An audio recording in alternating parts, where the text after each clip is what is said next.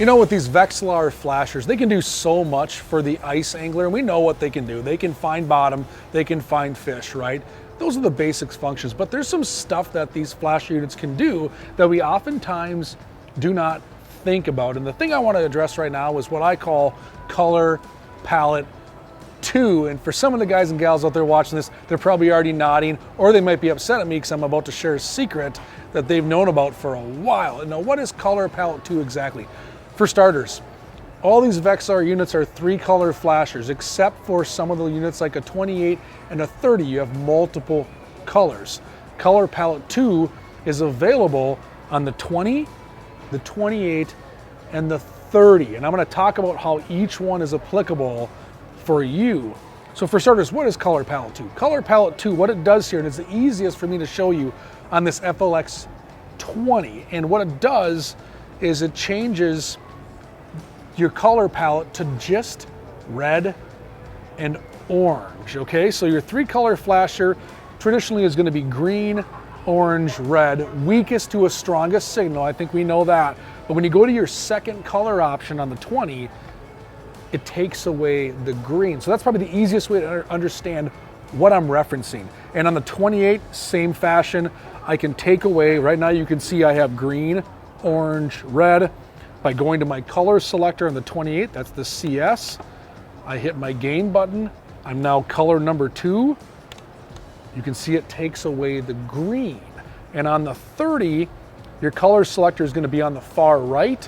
Same thing, I'm going to filter through these.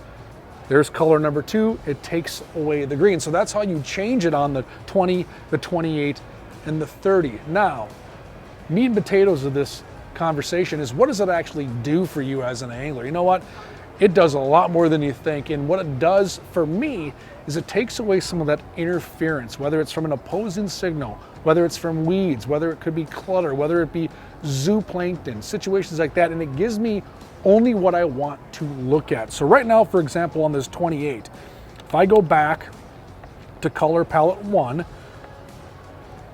which is going to be green, orange, and red like we know, you can see I got all kinds of stuff. So let's pretend this is a weed bed. This does look like what a lot of weeds beds will look like. I got my bottom, I got all this, call it clutter, which is actually going to be weeds.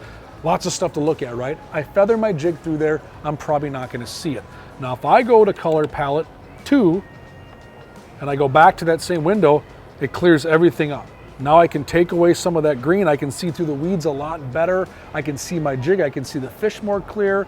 It works well. Same situation for, let's say, evening crappies. I'm gonna chase these crappies, let's say over a mud flat or a basin or something to that effect. We all love that sundown crappie bite. Well, you know what else loves the sundown crappie bite? Insects, organisms, zooplankton. They come out, they flourish at night, and they give you all that interference. You move to color palette 2, and it takes away all of those little green flickers, all those little green flickers that annoy us when we go ice fishing.